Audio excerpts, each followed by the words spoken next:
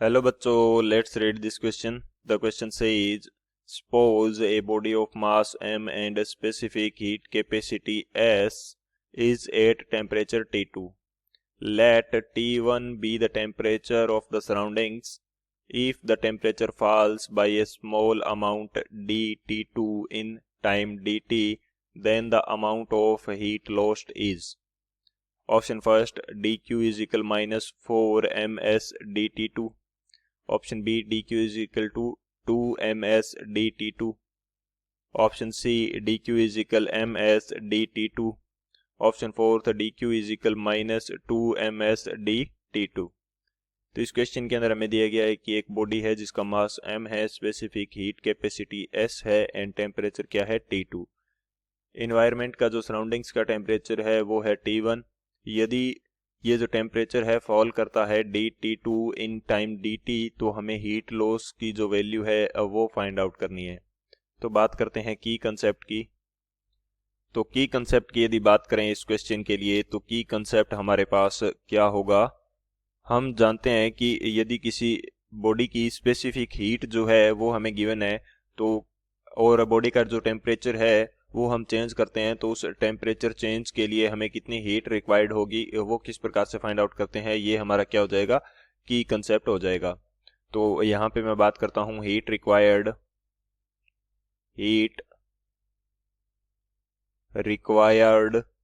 और लॉस्ट. या तो हीट रिक्वायर्ड होगी या हीट लॉस होगा. हीट रिक्वायर्ड और लॉस्ट टू चेंज टेम्परेचर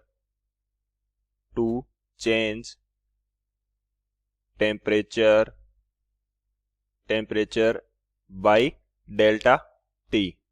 यदि हम किसी बॉडी का टेम्परेचर डेल्टा टी से चेंज करते हैं तो इसके लिए कितनी हीट रिक्वायर्ड होगी वो देख लेते हैं. तो ये जो हीट होती है इसकी वैल्यू क्या होगी, D Q which is equal to M S D T.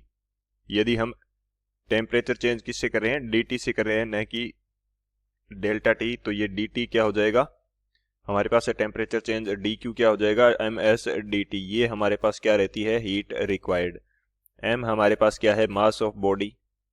M हमारे पास क्या है, मास ऑफ बॉडी है. एस हमारे पास क्या है, स्पेसिफिक हीट कैपेसिटी है. एस हमारे पास रहती है स्पेसिफिक हीट कैपेसिटी. ये उस हीट की वैल्यू होती है जो 1 kg मास की ऑब्जेक्ट का टेम्परेचर 1 डिग्री सेंटीग्रेड या 1 केल्विन से चेंज करने के लिए जो हीट रिक्वायर्ड होगी वो हमारे पास क्या होती है, स्पेसिफिक हीट कैपेसिटी होती है. dt हमारे पास क्या है, टेम्परेचर चेंज है. ये हमारे पास क्या है, टेम्परेचर चेंज.